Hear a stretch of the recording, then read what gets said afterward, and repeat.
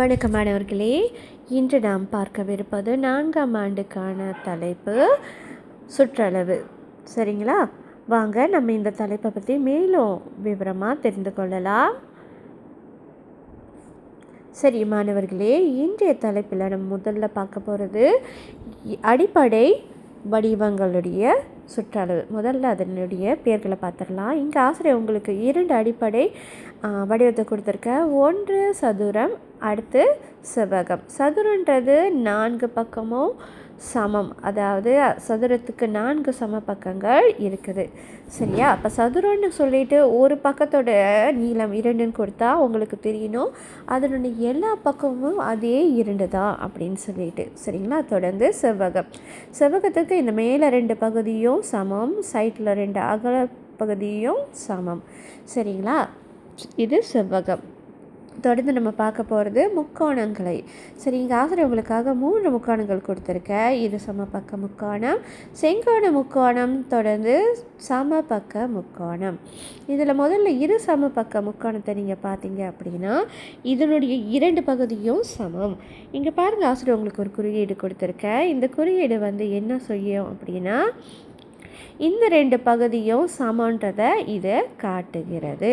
இதோட அடித்தளை வேறு அளவு, அதாவது சமம் இல்லை. இந்த குறியீடு எங்கே இருக்கோ அந்த 2 பகுதிகள் ஒரே அளவிலானது என்பதை குறிப்பது ஆகும்.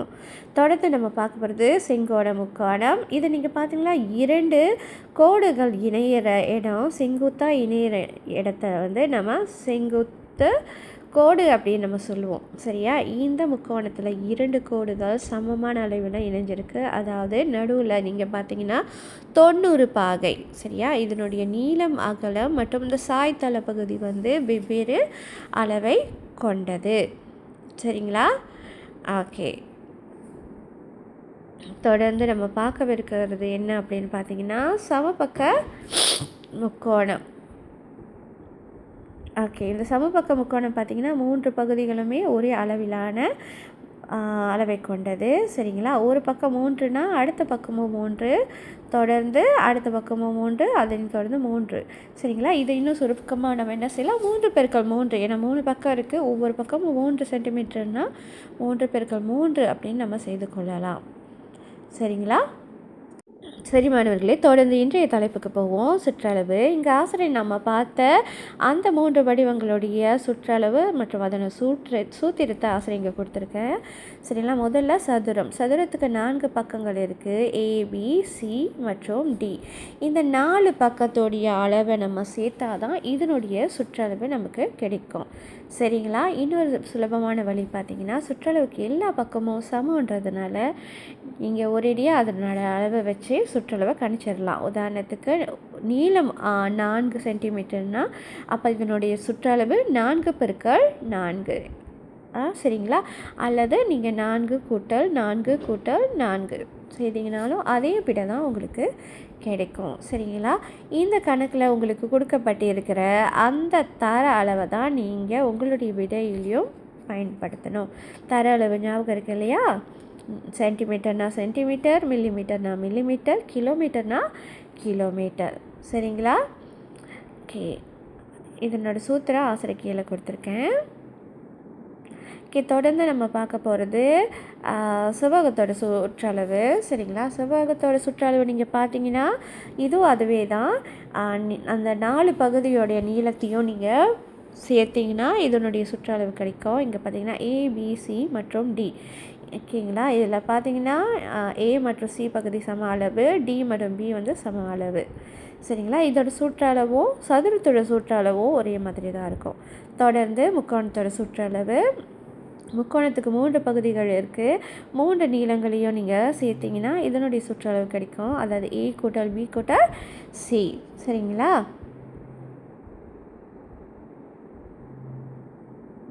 ஓகே, தொடர்ந்து நம்ம அடுத்து பார்க்கலாம். மாணவர்களே, முக்கியமான குறிப்பு, நீங்கள் அதோடைய தர அளவை போட மறக்காதீங்க. ஒவ்வொரு முறை கணிதத்தில் நம்ம தர குறியீடுகள் ரொம்ப முக்கியம். சரிங்களா? சரி, இங்கே ஆசிரியர் உங்களுக்கு ஒரு சதுரத்தோடைய சுற்றளவு கணக்கு காட்டியிருக்கேன். அந்த உதாரணத்தை நல்லா பார்த்துக்கோங்க. சரிங்களா? இதோட நீளம் பார்த்தீங்கன்னா 5 சென்டிமீட்டர். அப்போ இதோட 4 பகுதிகளும் ஒரே அளவிலை குறிக்கிறது. சரிங்களா? அப்படி பார்க்கும்போது 5 கூட்டல் 5 கூட்டல் 5 கூட்டல் 5, அதாவது 4 முறை நீங்கள் 5 கூட்டினீங்கன்னா அதனுடைய விடை நீங்கள் பார்த்தீங்கன்னா 20 சென்டிமீட்டர். சரி, தொடர்ந்து செவ்வகத்துடைய சுற்றளவு இதில் மேலே 2 பகுதியும் சமம், கீழே 2 பகுதியும் சமம். அதனால் 20 கூட்டல் 20 கூட்டல் 6 கூட்டல் 6. சரிங்களா? இதனுடைய மொத்த சுற்றளவு நீங்கள் பார்த்தீங்கன்னா 52 மீட்டர்.